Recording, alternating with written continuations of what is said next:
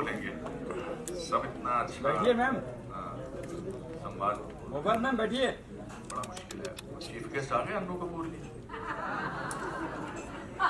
बहुत खिंचाई कर रहे नहीं आए।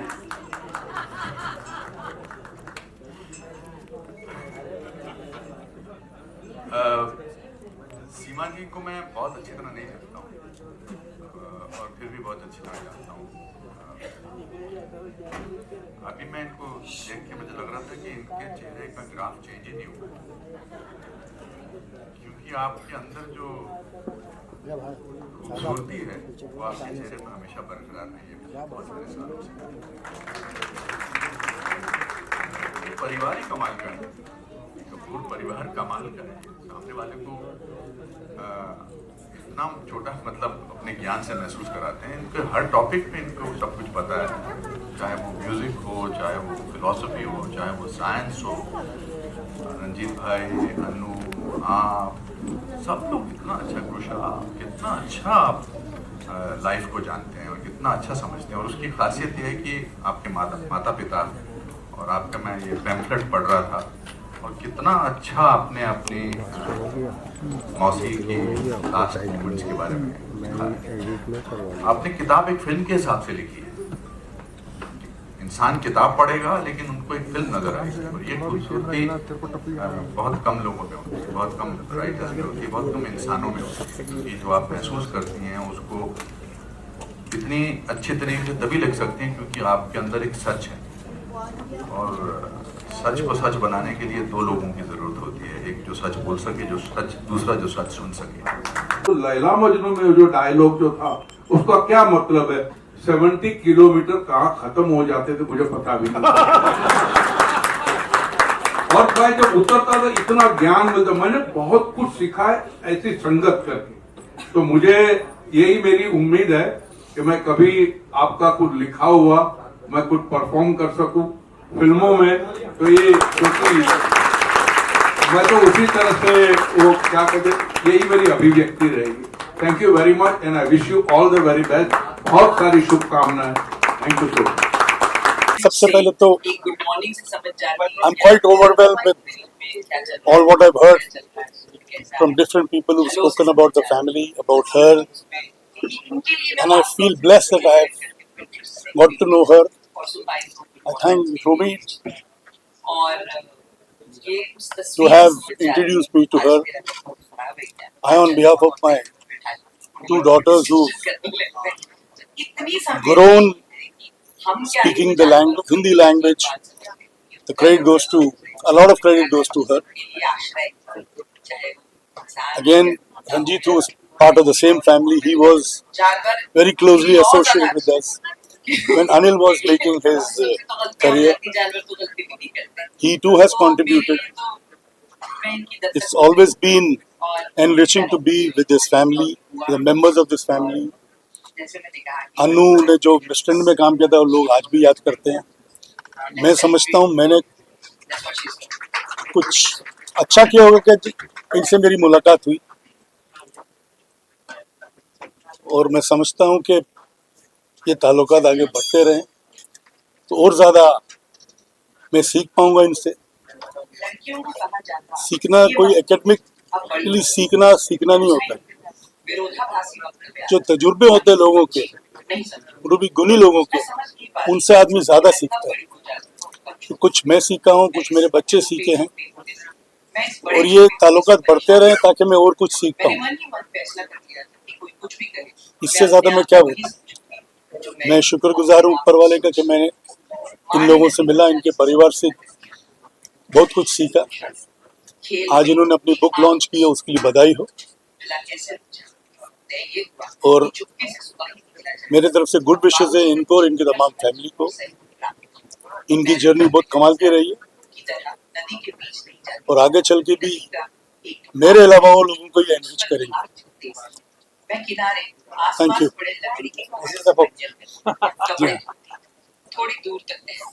ठीक है।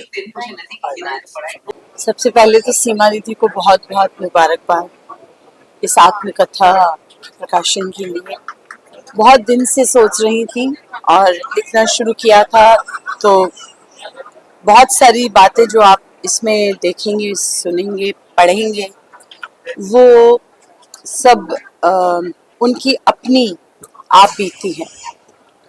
और बहुत सारी चीजें जो मैं जानती हूँ, जो मेरे साथ उन्होंने बहुत बार जब हम बैठते थे तो अब भी जब हम बैठते हैं तो वो शेयर करती हैं अपनी यादें, और बड़ा हम लोग खूब हंसते हैं और खूब उन बातों को याद करके, इवन कि वहाँ तब के गाने जो हम लोग शेयर करते हैं, और मेरी चॉइस और उनकी चॉइस बहुत बहुत ही मिलती है, और उस चीज को हम लोग खुद गुनगुनाते हैं जब हम साथ होते हैं। तो ये एक आत्मकथा है, ये उनकी अपनी आप बीती जिसको उन्होंने लिखा है, जिसको अल्फाज दिए हैं, शब्द दिए हैं, और इसमें कोई झूठ नहीं, क्योंकि किताबें लिखी जाती हैं उसमें बहुत कुछ कहानियां होती हैं। ये कहानी नहीं है, ये आत्मकथा है, ये आप बीती है।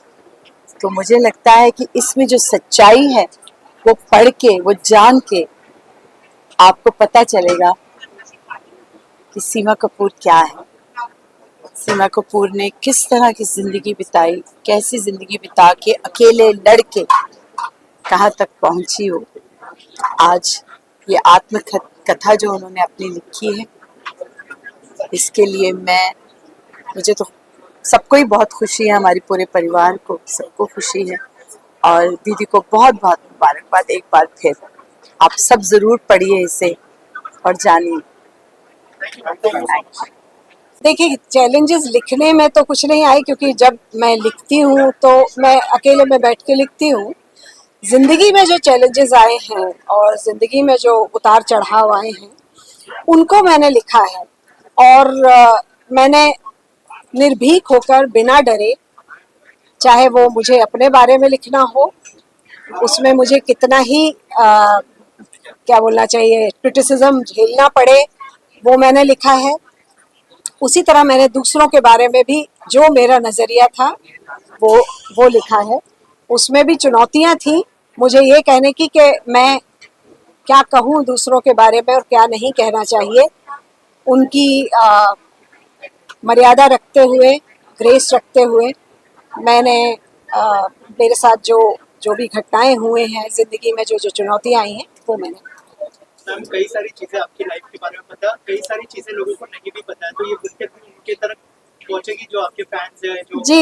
जी। सबसे पहले मैं जब ये बुक अपनी आत्मकथा लिख रही थी तो सबने मुझे कहा कि इसे एक फिक्शन की तरह लिखो, क्योंकि बहुत सारे ऐसे प्रहार हैं सोसाइटी पे हमारे साथ, और बहुत सारी ऐसी चीज़ें हैं जैसे चाइल्ड अब्यूज़ है, जैसे पुरी साहब और मेरा रिश्ता किन रास्तों से गुजरा है, क्यों हुआ है, तो ये सब चीज़ें मत लिखो। क्रिटिसिज्म झेलना पड़ेगा। तो मैंने कहा नहीं, अगर मैं इसको फिक्शन बना दूंगी तो इसकी सत्यता जो है ना वो झूठी हो जाएगी।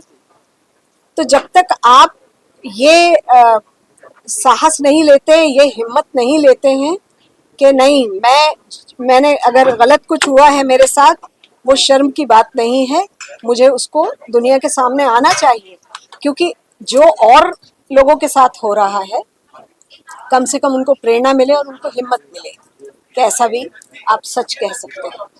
बहुत सारी चीजें लोग जानना भी चाहते हैं, लेकिन आपको लगता है कि बुक के थ्रू जो है कई सारे जो फिल्म मेकर्स है उसके भी अप्रोच आएंगे, इसको बड़े पर्दे पर उतारा जाए, इस कहानी को इस बारे में कुछ शेयर करें, तो क्या आप तैयार हैं इस कहानी को? वो बहुत बात की बात है, मुझे नहीं लगता है कि पहले लोग पढ़ें तो सही, उसके बाद ये आगे की बात होगी। मैम, आज के दिन बात करें, काफी बड़ा दिन आज आपके लिए, आपके परिवार के लिए, काफी सारे लोग इमोशन आपको लिखने वाले इसके अलावा। अब देखिए, यहाँ तक की तो कहानी मैंने लिख दी है, अब मुझे नहीं मालूम है मेरी जिंदगी और कितनी बाकी है। 65 साल की तो हो गई हूँ मैं, अब कितना मुझे 5 साल जीना है, 10 साल जीना है, और उनमें क्या क्या जिंदगी के चैलेंजेस आएंगे मुझे नहीं मालूम है।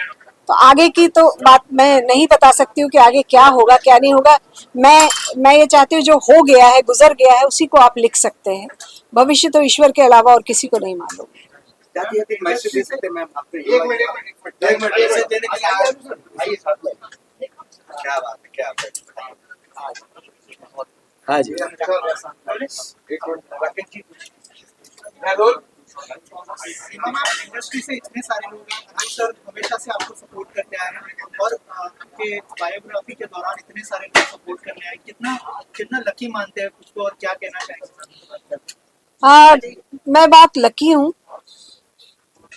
कि मैं ऐसे माता पिता की संतान हूँ जो जीते जागते साधु संत थे, जो कला क्षेत्र में जिन्होंने अपना सर्वस्व त्याग के कला की सेवा की, और उनको ये भी नहीं मालूम था कि वो कला की सेवा कर रहे हैं, कोई नाम नहीं हुआ उनका, लेकिन वो पूरी जिंदगी कला की सेवा करते रहे।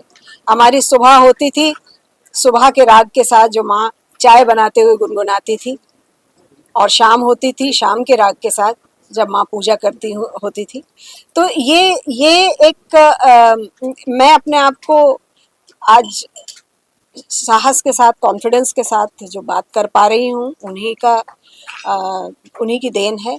और मैं बहुत खुशकिस्मत हूँ कि मेरे परिवार के सारे लोग अपने अपने क्षेत्र में उन्होंने काम किया है। और सबसे बड़ी बात जो मैं खुशकिस्मत हूँ कि इतनी चुनौतियों के बावजूद कोई भी क्रिमिनल नहीं बना हमारे घर में। भूख प्यास सब सह के भी हम में से कोई भी कभी किसी ने गलत काम नहीं किया है, और इसका मुझे बहुत गर्व और घमंड है, यूं कहना चाहिए। अच्छे होने का भी एक घमंड होता है, वो मुझे है। और मेरे परिवार के सारे सदस्य, कोई दुखों में इन्होंने कोई गलत काम नहीं किया, इसका मुझे गर्व है और घमंड है इस बात का। सर, आपसे जानना चाहूंगा, जब मैम ने आपको बताया कि मैं पहली बार अपनी बायोग्राफी, क्योंकि लोगों ने मीडिया में बहुत सारे न्यूज़ेस पढ़ी है, लेकिन जो सही कहानी है वो बुक के थ्रू आने वाली है, तो आपका क्या रिएक्शन था? क्या आपने कुछ बातचीत की मैम के साथ? नहीं, इस तरह की कोई बात नहीं। देखिए, बहन के साथ क्या बात करनी है, उसकी ऑटोबायोग्राफी कैसी होगी और क्या होगी, इस सिलसिले में कोई बात नहीं है।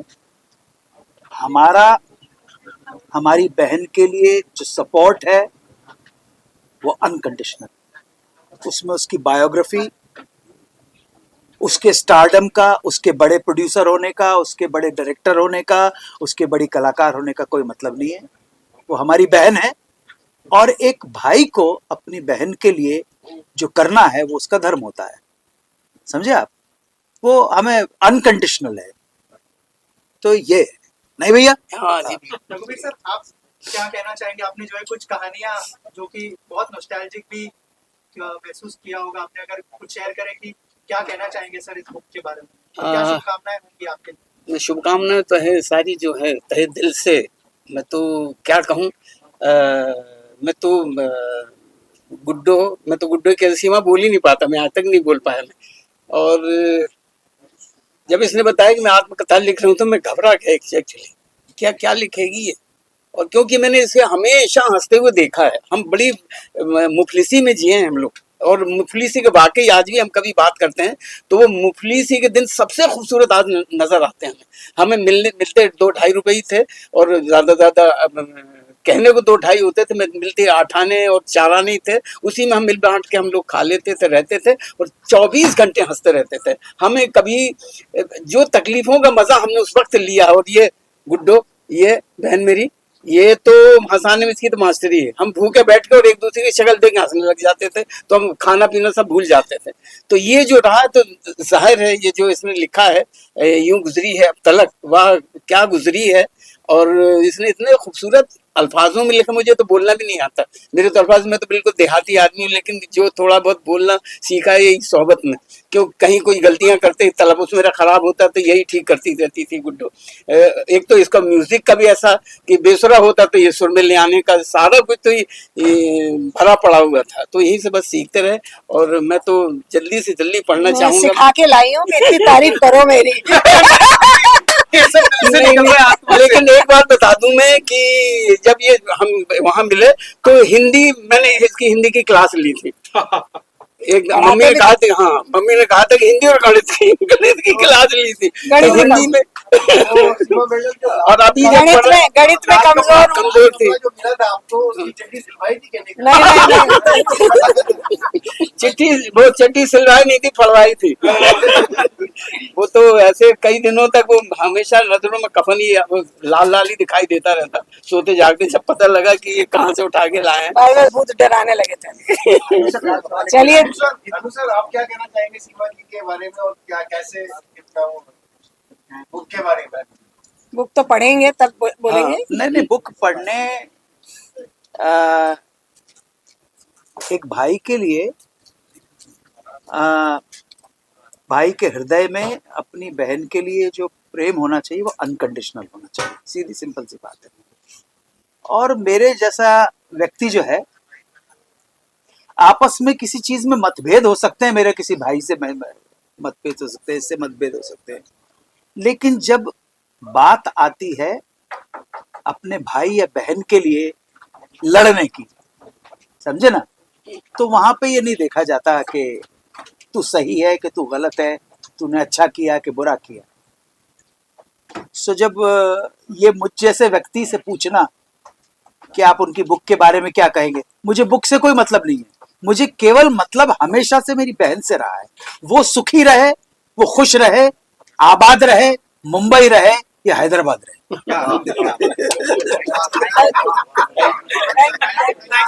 क्या शुभकामनाएं देना चाहेंगे बुक के बारे में और क्या?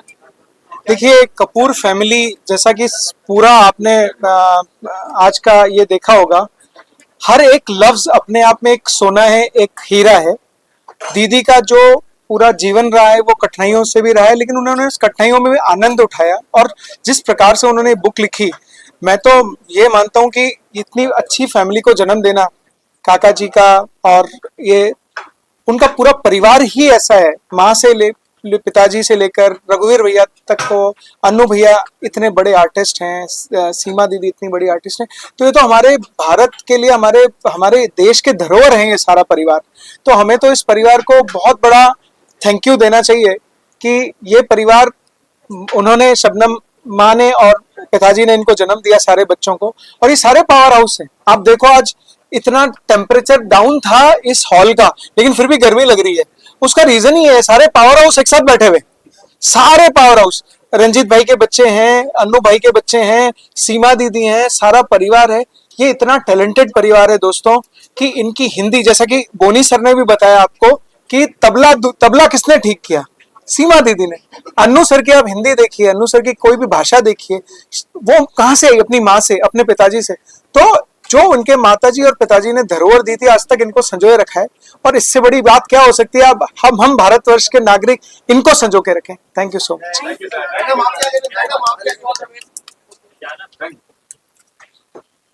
जो सीमा जी ने जो किताब लिखी है, अपनी आत्मकथा लिखना बहुत मुश्किल होता है। जो अपना मुश्किल वक्त जो गुजरा हुआ है वो एक किताब में लिख के, मतलब एक पेपर पे लिख के बयां करना बहुत मुश्किल होता है।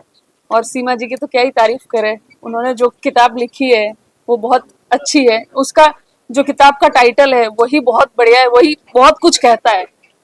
यूं गुजरी अब तलक, वही बहुत बड़ी बात है। एड ऑन अब इतना करते हैं कि यूं गुजरी अब तलक, ये तो जैसा था ये तो ईश्वर की देती, लेकिन जो आगे गुजरेगी वो दोस्तों बड़ी मजेदार गुजरेगी।